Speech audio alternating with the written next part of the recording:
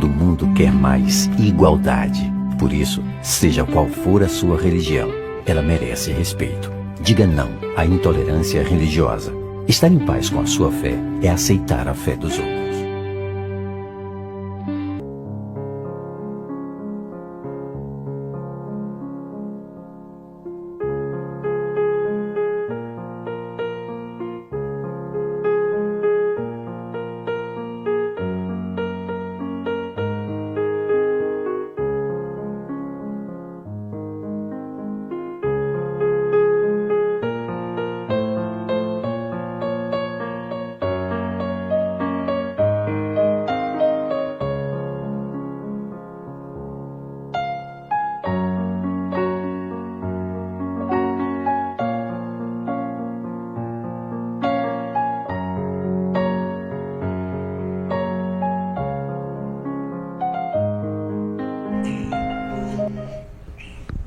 Muito boa noite. Hoje é o nosso primeiro programa aqui, Teologia e Vida, né? A nossa estreia.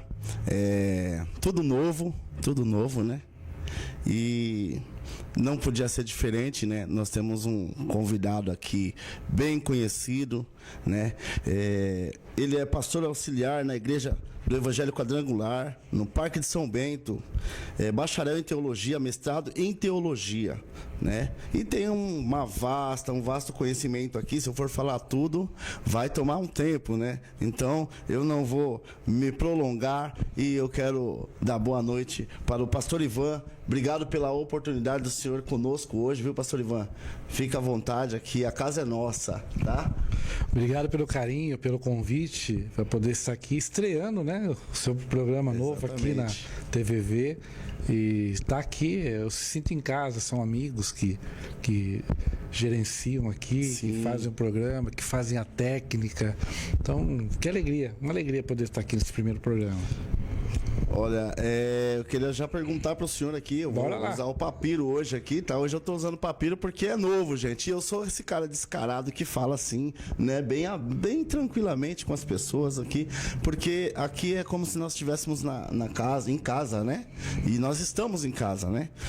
Muito obrigado você que nos acompanha aí desde já, tá? Que abre a porta da sua casa aí através da rede de televisão aqui, né? E eu quero perguntar para o senhor, desde já, conte para nós aqui um pouco da trajetória ministerial. Quantos anos que começou a arder no coração do senhor aí o ministério pastoral?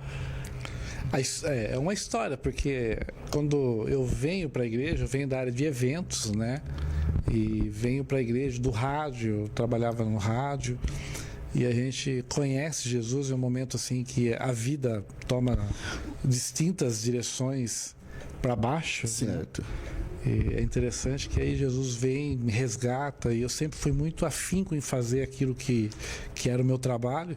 E quando eu vou para a igreja eu começo a estudar, buscar conhecimento, buscar entendimento do que era a religião cristã, o que era ser evangélico.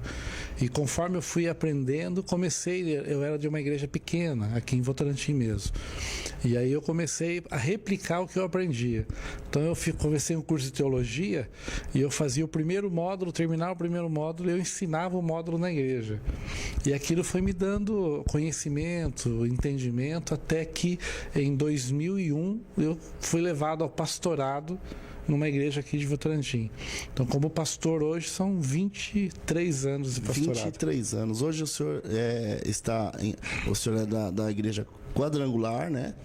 Fica onde mesmo? No Parque São Bento, Sorocaba. O pastor Jefferson Campos, mandar um abraço pro meu pastor, né? O pastor Jefferson, um abraço. Uma benção, sempre junto com a gente, conectado. Sim. O senhor não é de Votorantim? Sou de Votorantim. Sempre eu nasci em Votorantim. Já morei no Rio de Janeiro, morei em Orlando, morei em outros lugares, mas São Paulo, capital. Mas sou nascido daqui e voltei para a terra há alguns anos, moro aqui em Votorantim. Entendi. Qual que foi o momento marcante que o senhor teve assim no ministério? Eu acredito que quando eu saio daqui e vou morar no Rio de Janeiro, conhecer a realidade das comunidades do Rio. O senhor era solteiro nessa época? Não, casado com já. meus 4 filhos já. Minha menina, a mais nova, tinha uns 3 anos de idade. Inclusive, ela aprendeu carioquês, né? Depois veio reaprender a língua de novo, né? Então, a gente teve uma experiência muito grande na comunidade. Eu fiz um trabalho no Morro do Dendê. Entendi porque o Morro do Dendê é duro de invadir, como diz a música deles, né? E como o tráfico trabalha. Então, foi um pouco mais de um ano de um trabalho dentro mesmo da comunidade do Morro do Dendê. E ali foi uma experiência muito grande para mim. Entendi. Para as crianças também, né? Sim, é a primeira vez que eu entro no Morro do Dendê para um culto na igreja lá, que minhas filhas vão junto, elas se assustam, porque crianças de 12, 13 anos carregando um fuzil do tamanho delas. Então elas ficaram impactadas com aquilo, porque só viam uma arma na TV, né? Entendi. E aquela história que os olhos não vê, o coração não sente, é de verdade, porque quando você está realmente lá na favela, na comunidade, você vê realmente o impacto que aquilo causa. Sim, sente o peso real, né? Real. O peso real. Diferente de você ver a informação só na televisão. Entendi. O senhor é pai de 4 filhos. Sim. E é avô também, né? Avô. Qual que é o nome do bebê? Ana Clara. Ana Clara, o nome da minha filha. O nome da minha filhota de 16 Ana anos. Laura. Ana Laura. Isso. Ana Laura. Ana Laura. Ana Laura está com 3 aninhos. 3 aninhos? Fez agora aniversário 17 de agosto. Né? Filha do Caio. E é uma bênção. Linda. Qual que é a visão ministerial para os próximos anos que o senhor enxerga aí nessa situação do mundo aí, nessa correria que o mundo está, onde é complicado falar o que eu vou falar, né? Porque a música, ela tá tomando uma proporção diferente. Eu vou falar de música, né? Dentro da palavra, e a música tá levando o pessoal para um evangelho raso. O senhor concorda com isso? Qual que é a visão do senhor? Eu vejo a igreja aí numa transição de pregação, de modernidade. E quando eu falo modernidade, eu não falo de tecnologia. Vamos separar bem assim. Sim. Né? Pastor, você é contra a igreja que tem jogo de luz? Tá? Não, isso é tecnologia. Se você olhar hoje, a gente usa um tablet para ler a palavra de Deus. Isso é tecnologia. Sim. Eu falo a questão mesmo de tentar acompanhar o raciocínio que o mundo está criando nos jovens, e a gente tentar acompanhar isso dentro da igreja, tem feito com que o evangelho ficasse muito raso. A pregação do evangelho, quando você tem uma palavra um pouco mais direcionada a uma vida de santidade, tem ferido o coração de pessoas rasas. As pessoas não querem, né? Não querem. As pessoas têm deixado de viver o evangelho verdadeiro. As pessoas, elas procuram a igreja que fala o que elas querem ouvir. Exatamente. A gente vê assim, a modernidade. Outro dia eu vi alguém falando assim, mas a Bíblia tem que ser usada no original. Tá, mas a Bíblia original foi escrita em pedra, né? Então, o papel, a Bíblia em papel já é modernidade. Sim. O que não pode tirar é a natureza, a simplicidade e a verdade do evangelho. Sim. Isso não se pode tirar. Agora, a tecnologia deve ser aproveitada. Sim. Então eu vejo assim que essa modernidade tem feito não só com as músicas, mas as pregações, o coach, e eu sou coach, tá? Sim. Então eu posso falar com tranquilidade. Sim. Que as ferramentas coaches não devem ser utilizadas no púlpito. Tem que saber usar, né? Não pode ser usada, né? No púlpito, deve ser pregado a palavra de Deus. E a palavra deve ser pregada mantido a raiz, mantido a verdade do evangelho, para que haja transformações de vida. Eu sou o caminho, a verdade e a vida. Ponto. Ponto, exatamente. Exatamente. O senhor tem formação em várias instituições acadêmicas, né?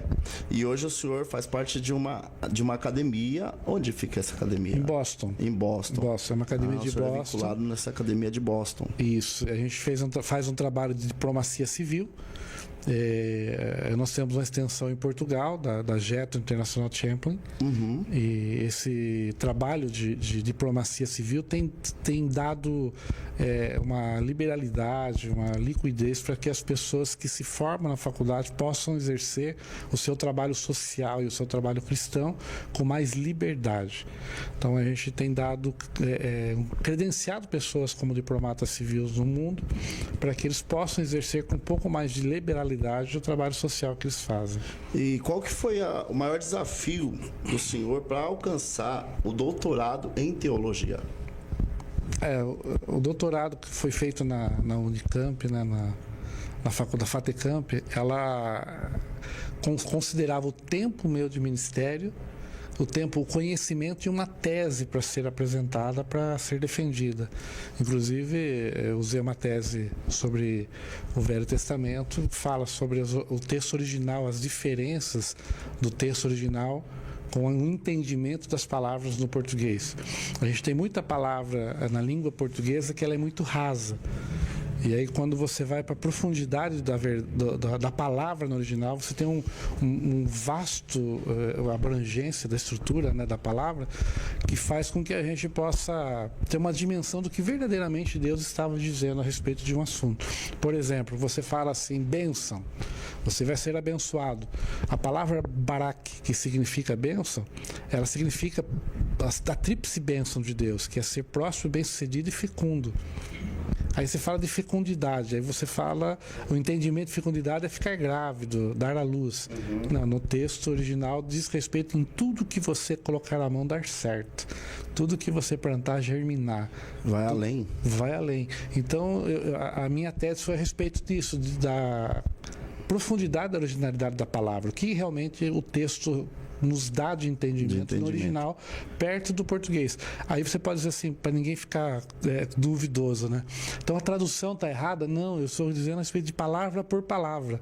Às vezes a palavra nossa no português ela acaba sendo muito superficial perto da profundidade do original dos textos hebraicos e gregos. Né? Entendi. E como que o senhor tem equilibrado, né, o conhecimento acadêmico com o espiritual? Porque tem gente que se perde. Algumas pessoas acabam se perdendo, né, com a parte acadêmica, que é necessário, e o espiritual. Tem gente que perde esse conflito aí. O principal foco é a oração e a gente está aí profundamente envolvido com o Espírito Santo, né? Eu acredito muito no poder da revelação do Espírito Santo. Acredito que quando o apóstolo fala que crescer na graça e no conhecimento, diz respeito que a gente não deve investir só no conhecimento acadêmico, mas temos que ter a oração, o jejum, a intimidade com Deus, que traz um equilíbrio para isso. Porque assim, a falta de conhecimento faz com que a gente se transforme num cristão fanático. O excesso de conhecimento faz com que a gente se transforme num cristão frio, quase apóstata. Entendi. O equilíbrio disso nos faz um cristão sadio. Então eu entendo que é importante aprofundar, conhecer, buscar, mas nunca deixar de buscar a Deus e colocar Deus à frente de todo o conhecimento. Sim. E sempre que houver uma dúvida sobre Deus e o conhecimento, fique com Deus. Trouxemos algumas fotos aqui do senhor, né? O senhor passou algumas fotos. Pode colocar algumas fotos para a gente ver aqui um pouco da caminhada do nosso pastor Ivan Teles aqui passando um pouco de Marcha para Jesus, né? Marcha para Jesus. Marcha para Jesus. O senhor praticamente veio aí das primeiras marchas aqui na região, né, de Sorocaba. Sim, a primeira marcha para Jesus Sorocaba, no comando do Conselho de Pastores de Sorocaba, eu participei na organização. Eu fazia parte de captação dos shows dessa época. Entendi. Então a gente tinha uma reunião entre todos os pastores, aí eram deliberados os nomes que iam participar. Há quantos anos já que tem? Acho que você recorda 2000, acho por aí. 1999, 2000, eu não tenho a data. Não, mais ou menos essa média aí, né? Memorável, né? Entendi. Aí a gente tinha o pastor saudoso, o pastor Filemon, era o presidente do Conselho de Pastores, o pastor Daniel Leite, o pastor Jefferson Campos com Carlos César. A gente teve uma estrutura muito legal com a Marcha para Jesus naquela época. Depois ela ficou parada durante um tempo, né? E aí foi retomada agora através do prefeito de Sorocaba, que é um prefeito cristão, e não mediu esforços para trazer o apoio da iniciativa privada para que a marcha voltasse, porque o Conselho de Pastores já não tinha mais condições financeiras de fazer, né, acontecer a marcha. E aí ele faz com que aconteça de forma Aqui tremenda. O senhor está na igreja do senhor lá? Não, aqui é um pouco da minha vida itinerante. Entendi. Eu prego em várias denominações de igreja. Eu ia perguntar se o senhor ainda está na itinerância. Eu ainda ministro. Eu estive em Atibaia, né, aí há 2 semanas atrás, numa conferência aí. Foram 2 dias em Atibaia. ministro de outras denominações de igreja, fora da nossa igreja, na liberdade. Meu pastor me dá essa liberdade de sair ministrar, então ainda ministro, sim. O senhor foi secretário também do Conselho de Pastores do Estado de São Paulo, na gestão do pastor Jarbas. Pastor Jarbas Alencar. Quando o pastor Jarbas foi presidente, fiquei durante um tempo secretariando no Estado de São Paulo. Entendi. De pastores. Foi o primeiro Conselho de Pastores. Como que foi essa rotina? Porque o senhor ficava mais em São Paulo, né, nessa época, né? Sim, eu morava na Cantareira, em São Paulo. Ah, tá. E frequentava a igreja, a Assembleia de Deus do Bom Retiro. Menos mal, porque eu pensei assim... Eu pensei aqui comigo, né? Ele em Votorantim, nessa rotina, como que fica a família, né? Mas morando na Cantareira é o interior. É a mesma coisa, né? É o interior dentro da capital. É quase Jandira ali, sobe pra cima a serra, lá, né? Isso mesmo. A serra, dividindo ali com Guarulhos, é isso mesmo. Essa foi uma época, assim, o pastor Jarbas Alencar é um pastor ligado nos 220, né? Sim. Viajando para todo quanto é lado. Então, acompanhá-lo foi tremendo, uma experiência muito grande. Uma missão... Conheci muitos pastores, Sim. muitas cidades do estado de São Paulo. A gente teve experiências muito interessantes de igrejas que estavam para se dividir, e ele vai, conversa com as lideranças. Aprendi muito com isso, em trazer unidade. Que escola, né?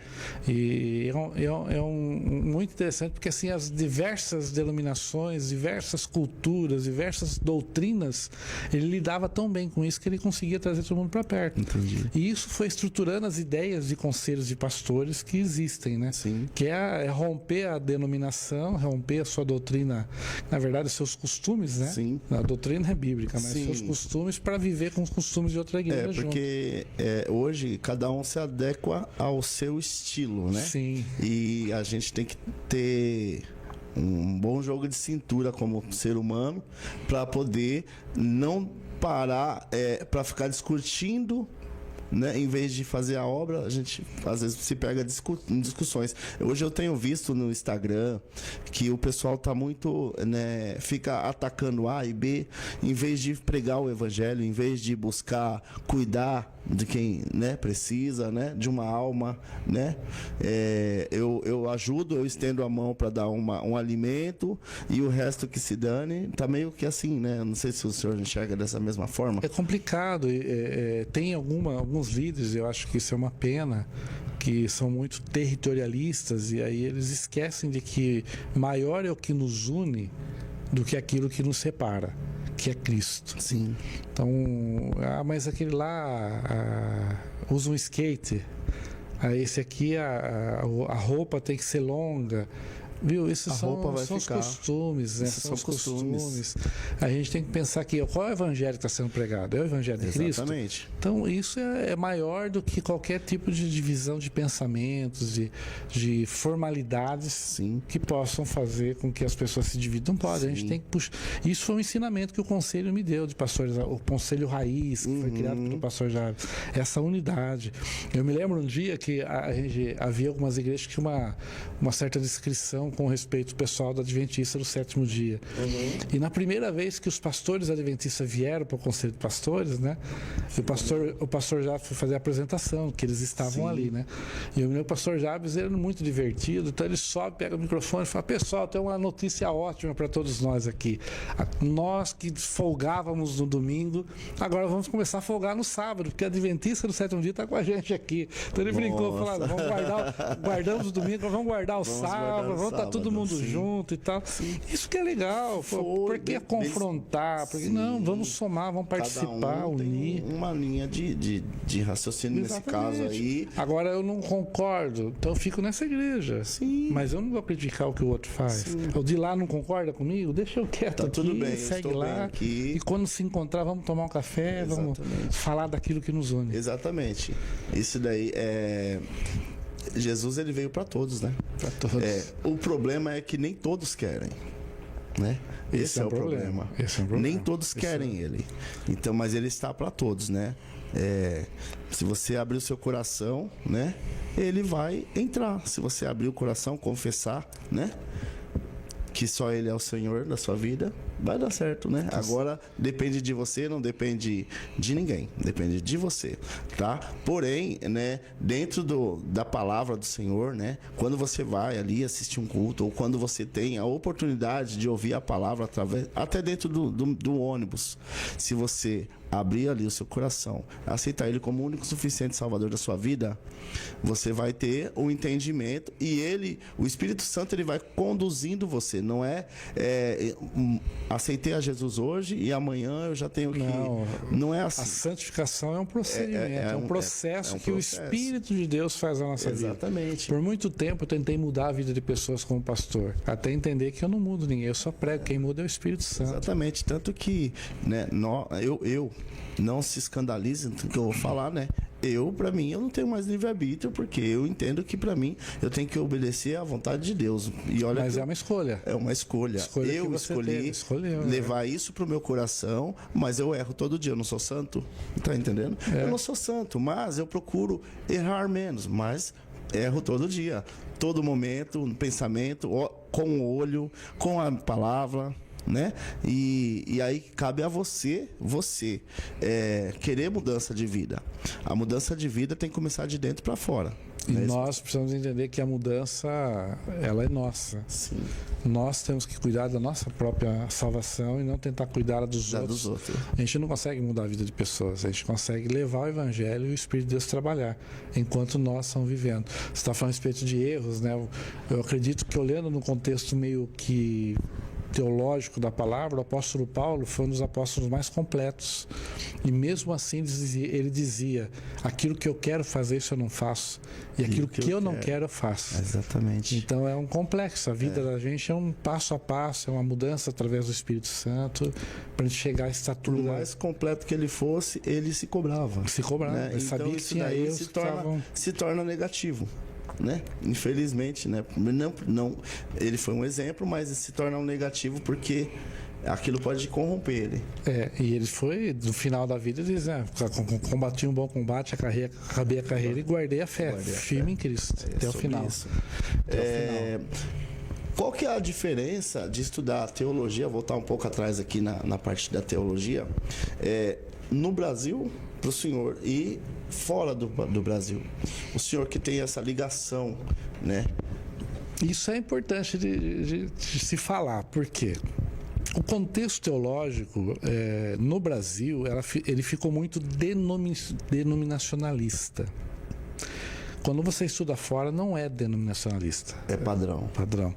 Então, hoje você tem, por exemplo, quando eu fiz o meu primeiro bacharelado, eu fiz presbiteriano. Mas logo em seguida eu fiz um segundo bacharelado armeniano, que era da igreja pentecostal, para poder ter um entendimento claro. Então, quando você vai fazer um curso teológico tradicional, você vai ter uma linha calvinista, e você vem para um pentecostal, você tem uma linha armeniana. Aí, quando você faz dentro da Assembleia de Deus, você vai aprender os princípios da Assembleia de Deus. Aí, quando você vai para a Igreja Batista, você vai aprender os princípios da Igreja Batista. Quando você faz um curso de teologia fora, principalmente os que são feitos nos Estados Unidos, os que são feitos, por exemplo, em Espanha, muito bom de curso. Por quê? Porque eles vão pela Bíblia.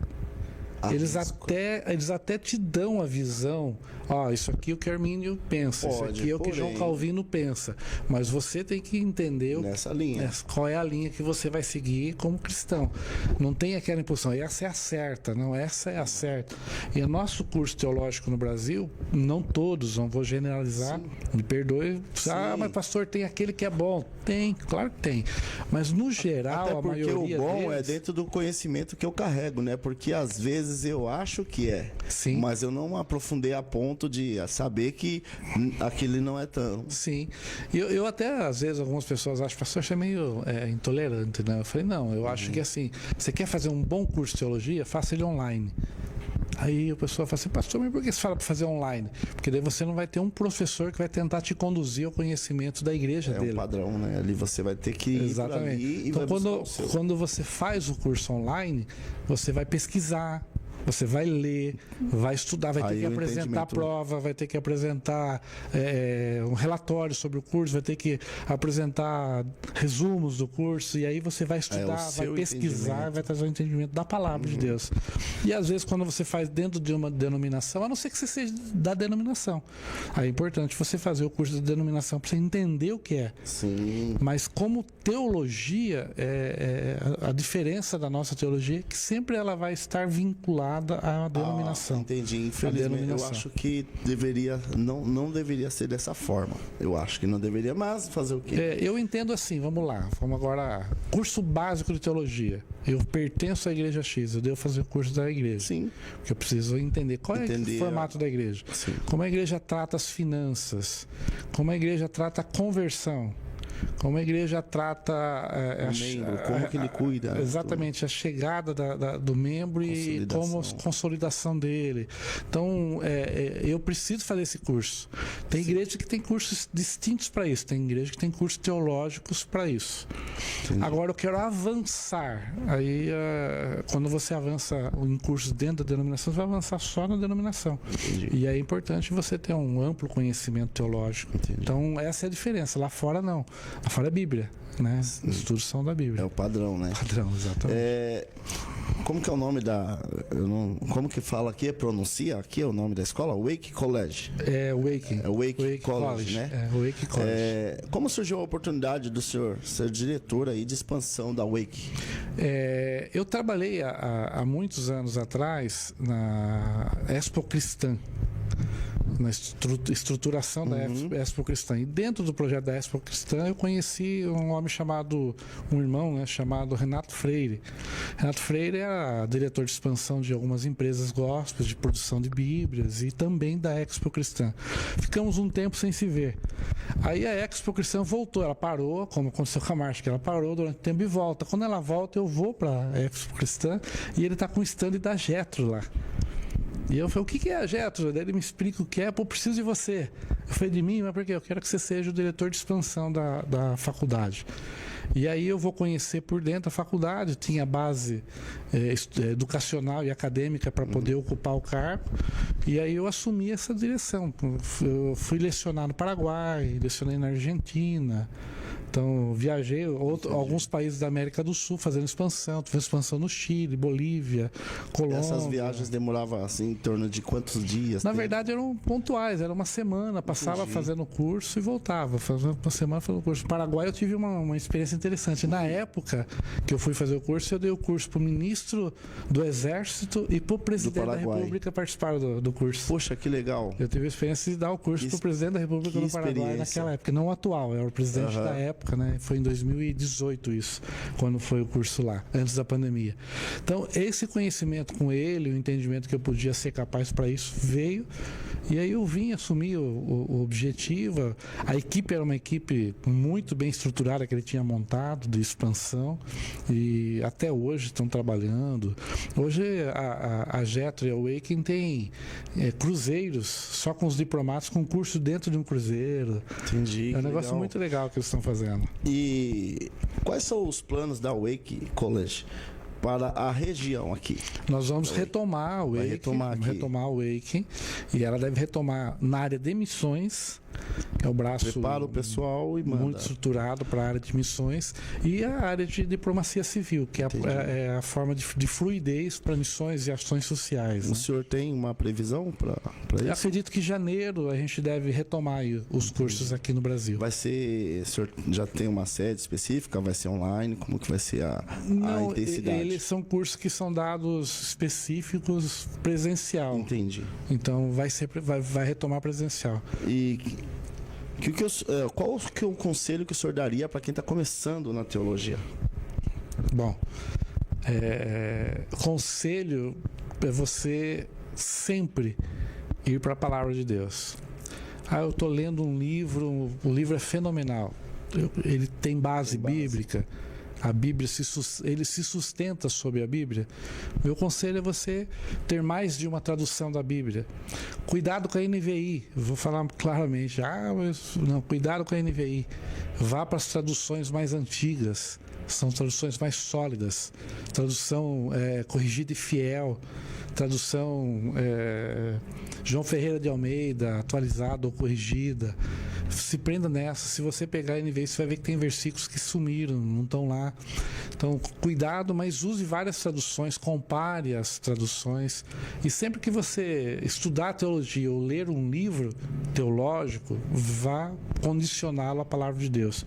O que sempre cria esse problema na mente das pessoas é as revelações que pessoas têm fora da palavra. E escrevem ela ou pregam ela na internet e as pessoas abraçam como verdade. Eu vi pessoas falarem cada absurdo em púlpito, né?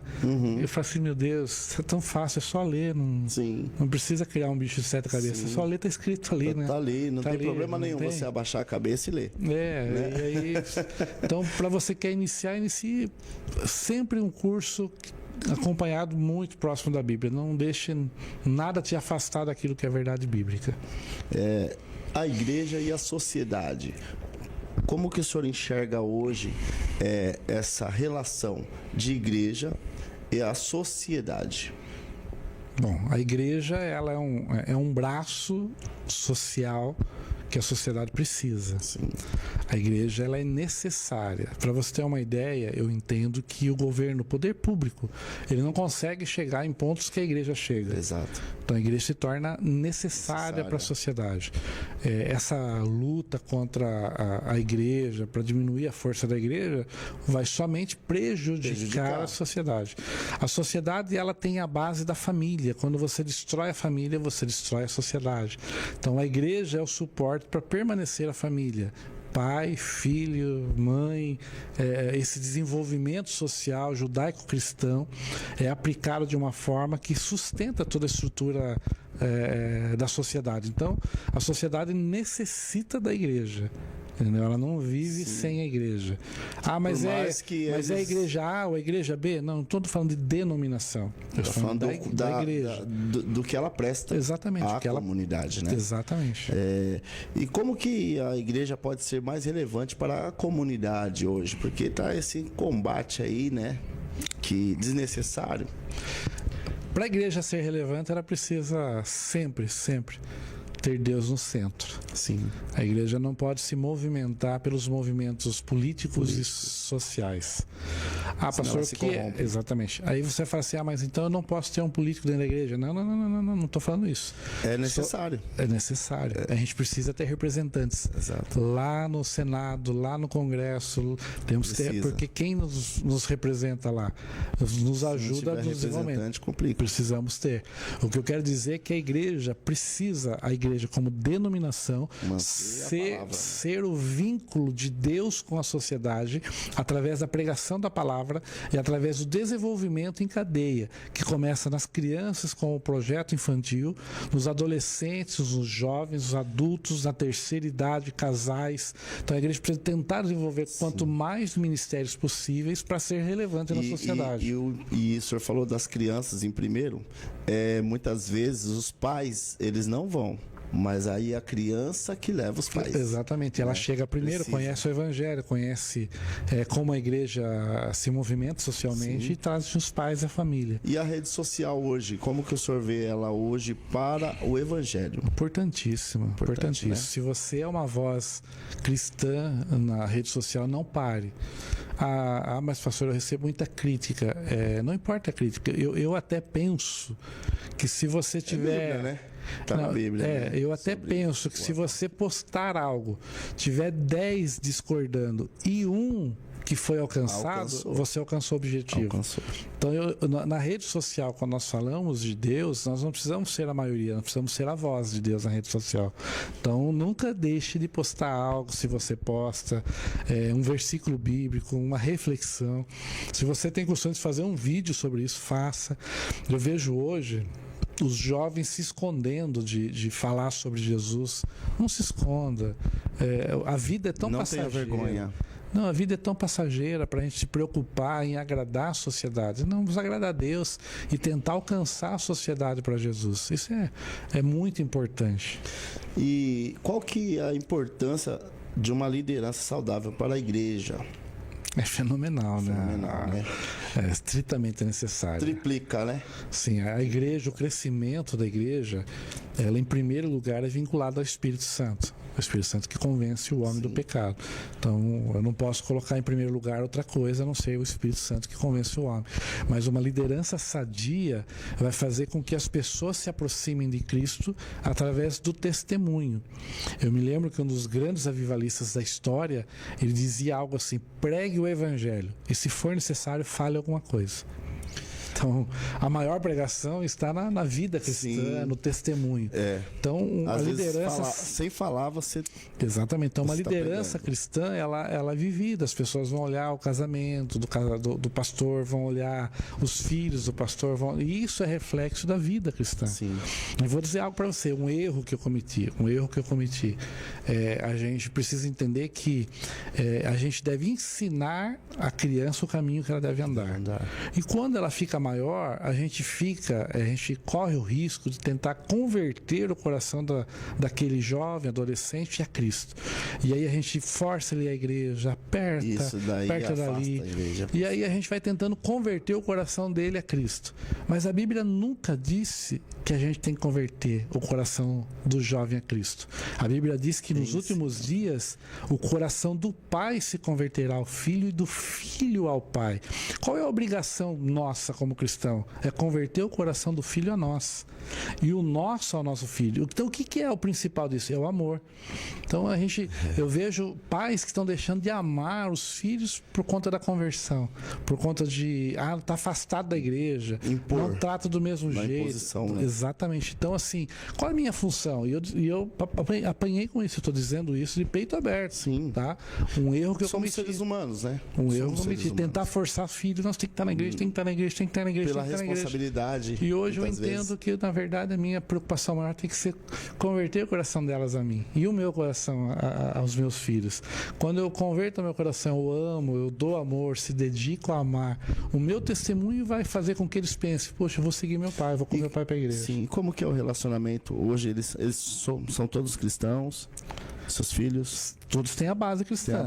Todos têm a base cristã. E qual que é o relacionamento de pai e filhos hoje? Eu digo que hoje eu vivo um tempo maravilhoso com os meus filhos, que eu por tempos deixei de viver. Sim. Né? Então hoje eu consigo ter relação com todos os 4. Eu tenho o presente de Deus, minhas filhas demonstrarem amor por mim da mesma forma que eu demonstro por elas. E os meus filhos, meu filho se ligar para mim preocupado: pai, você tá bem e tal. Legal, poxa, era uma coisa que é do pai fazer pro filho, bom, né? O filho ligar: você tá bem, tá tudo bem, pai, como você tá? Precisa de alguma coisa. Então a questão, sabe, da importância de converter o coração do filho ao pai e do pai ao filho. E a gente distorce isso fazendo converter o coração dele para Jesus. Essa é uma obra do Espírito Santo. Eu ensino e o Espírito Santo trabalha. É o básico. Falamos dos filhos, mas a esposa. Esse é um caso interessante. Casamento é uma esfera que precisa ser cuidada. Por isso que eu falo, a base da igreja, né? A base da igreja, o trabalho de casais, o trabalho para fortalecimento de casais é importante. A sociedade, ela sofre hoje porque quando a família ela não consegue se permanecer, ela acaba impactando a sociedade de forma negativa. Então a igreja precisa ter trabalhos. Inclusive, final de semana agora nós vamos fazer um trabalho de casais lá na nossa igreja. Parabéns. Demissões Sem Limites lá. Parabéns. Nós vamos fazer. Isso é importantíssimo. É importante. Importantíssimo. É a base, né? É a base da família. A família é um patrimônio que Deus deixou para nós e nós temos que ter essa base sólida, né? Como o senhor falou. Nós vamos fazer esse trabalho. Qual que é o nome da esposa do senhor? Cibele. Dona Cibele, irmã Cibele. Um abraço para a irmã Cibele, viu, esposa do pastor Ivan Teles, né? Vamos voltar um pouquinho na marcha. Nosso tempo tá acabando. Foi rápido o negócio aqui, meu Deus do céu. Aqueles numerinhos ali. Aqueles numerozinhos ali estão contra nós. Manda. Eles estão contra nós. Vamos hoje. falar, vou tomar uma água. Toma uma aguinha. Marcha para Jesus. Vamos voltar um pouquinho na marcha para Jesus. Qual que foi a marcha que mais impactou o senhor? Nesse tempo que o senhor esteve ali de frente com a marcha? A última marcha que a última. A última marcha me impactou porque a gente teve um momento de adoração depois que a marcha chegou, e a gente no final teve uma banda de rock que tocou, Oficina G3. Nossa!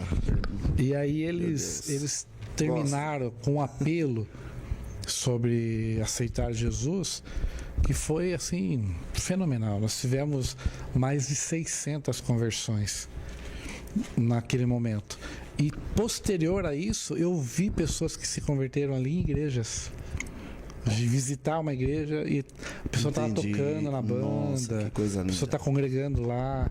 Então, assim, a última marcha, o impacto da salvação foi muito grande. Que é o objetivo, né? Objetivo. Não, mas as outras não tiveram.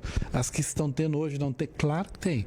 A gente tem até batismo que estão acontecendo nas marchas, nessas novas marchas que estão acontecendo. Tem até batismo. Então está tendo sim conversão. Mas como você falou, que eu estava à frente, foi muito impactante, porque assim, a gente espera que a pregação vai ter um pastor lá pregando o evangelho. Quando ele terminar a pregação, ele vai fazer um apelo e as pessoas aceitar Jesus. Não, ele foi o louvor, a adoração terminou, a banda toca um último louvor, o vocalista fala um pouco de Jesus, chama o apelo e as pessoas vêm a Cristo. Então a gente vê que é o Espírito Santo quando se move, ele traz as pessoas aos pés da cruz. Inclusive, essa banda, Oficina G3, eu tenho uma história que eu tenho 43 anos, né? E parece que tenho mais, né? Mas tudo bem.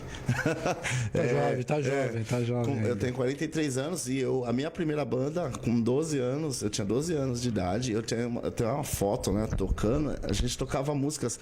Eu vou dizer pro senhor que a banda Oficina G3, ela ajudou hoje eu ser um servo do Senhor, porque por eu acompanhar eles, os louvores ali, né, Deus foi ministrando no meu coração, né? E o louvor, ele tem esse poder, né, de alcançar em longo tempo, em curto tempo, né?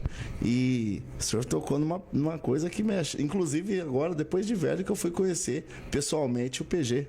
Olha aí. Eu fui conhecer PG por causa de uma marcha.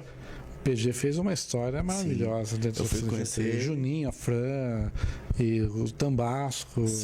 São fenomenal.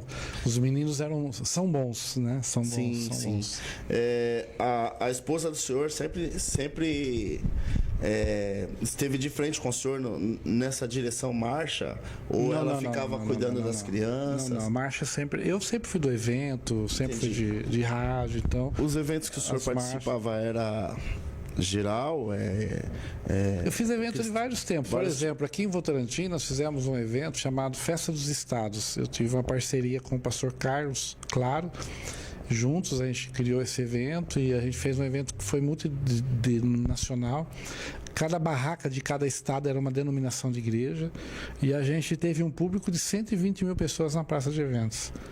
Foram 10 dias na praça aqui. Foram 10 dias com parque de diversão, quase que o mesmo formato da festa junina. Coisa linda. Quase o mesmo formato da festa junina. E esse evento trouxe muita gente. A gente trouxe Oficina G3, André Valadão, na época a Renascer Praiser, e muitas bandas vieram. Foi lindo.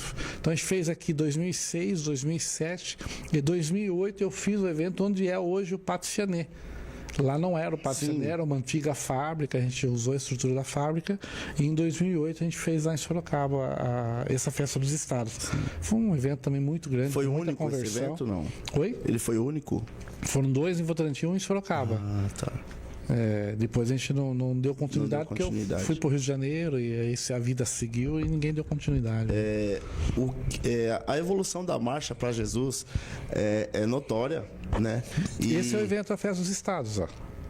Ali é o senhor. Isso, sou eu apresentando a Festa dos Estados em 2007. Que honra, hein? Aquilo é 2007 e pelo teclado ali é a oficina G3. Aí, ó. Só o público. E né? no fundo lá o André Valadão. André Valadão, novinho. Novinho, a Festa dos Estados. Festa dos Estados. Teve Cassiane. Então foi muito legal. Que legal resgatar essas imagens aí. A técnica aí, parabéns. Tinha. Mas já tinha branco pro meio já. É que os brancos aumentaram. Né? A experiência aumentou, né? A experiência. Como que o senhor enxerga hoje a marcha anteriormente, na época que o senhor atuava aqui na cidade, né? Para hoje, o que o senhor tem a dizer, né? Da evolução da marcha?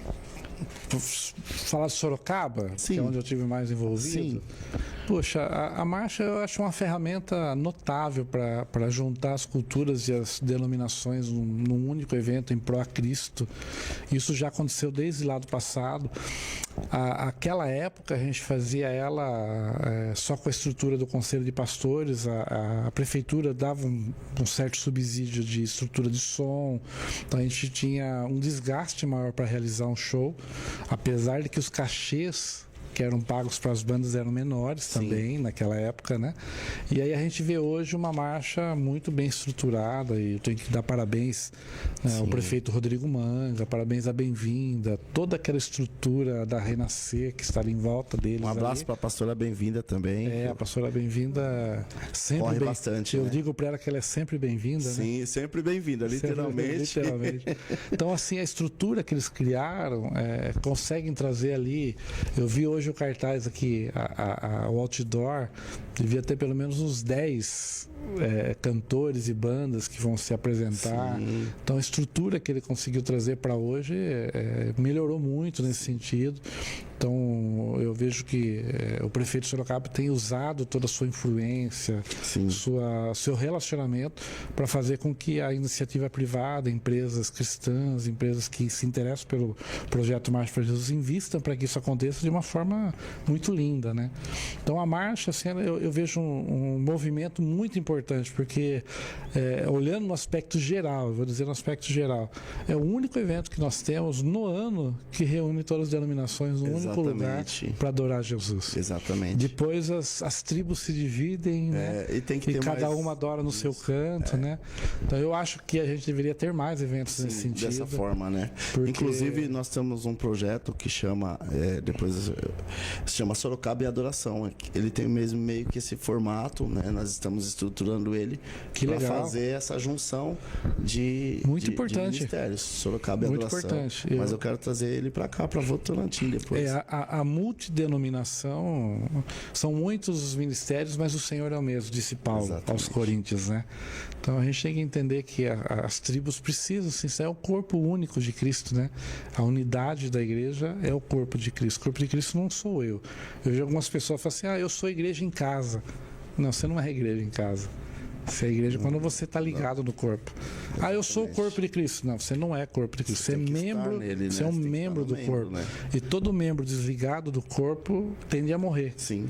Entendeu? Então não existe, eu sou igreja em casa. Exatamente. É um assunto polêmico para uma outra hora, mas... O corpo, ele fala né? Exatamente. Claramente então isso. A igreja tem que estar unida. E mesmo como igreja, quando a gente se une com as outras igrejas, eu amo quando as denominações se unem. A Igreja Evangélica Quadrangular faz uma reunião com todo o setor. A Igreja Assembleia de Deus faz o Congresso das Mulheres. A Igreja Batista faz os encontros. E aí as congregações vêm, as igrejas menores participam, se juntam. Isso é muito importante para o desenvolvimento da igreja. Nessa vida de missões que o senhor tem aí galgado na carreira do senhor como pastor, qual que é o momento assim marcante, né? Fora o que nós já dissemos aqui, qual foi um momento marcante em missões? Então, eu poderia falar ali de Belém do Pará, de uma experiência que eu tive ali com 120 jovens num evento que a gente levou para lá, reuniu 120 jovens numa chácara, onde esses jovens foram impactados por Deus. Foram 3 dias, a gente montou uma equipe aqui em Sorocaba, viajamos para lá para desenvolver esse projeto dentro das igrejas lá. Passamos 3 dias numa chácara criando um impacto jovem e a gente vê o fruto que deu para aquilo posterior aos jovens. O senhor lidou muito com jovens, né? Sim, sim. Inclusive, o pastor Fausto Sanches falou que ministrou muito nos movimentos que o senhor fazia. O pastor Fausto, com a esposa cantando, sempre juntos. E ele tem um ministério maravilhoso, né? E assim, missões. A gente foi impactado de várias formas. No Rio de Janeiro, por exemplo, a gente tinha uma área de prostituição infantil e aí o tráfico não permitia que a gente tirasse aquelas crianças pré-adolescentes do envolvimento da prostituição. Então a gente fazer eventos no lugar onde tinha prostituição para que eles não pudessem ir para aquele lugar. Entendi. Então a gente usar estratégias. Sim. Então missões é um processo muito forte, né? Fora índios e tantas coisas assim. Hoje, sobre missões, que o senhor, qual que é a forma que o senhor acha que nós podemos despertar missões no público jovem? Missões urbanas. Eu acho que a gente precisa despertar o jovem a sair para a rua. Violão, sair para a rua.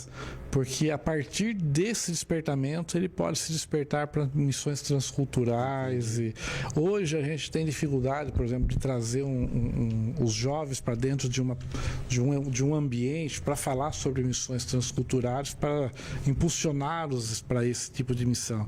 Então, quando a gente fala sobre missões urbanas, que é o violão na faculdade, na hora do intervalo, a praça, aquelas reuniões. É o ID, né? Funcionando. Então é importante a gente tentar impulsioná-los para essa missão urbana, dentro da cidade, mas em missões, fora da igreja. É o preparo, né? O treinamento, né? Treinamento.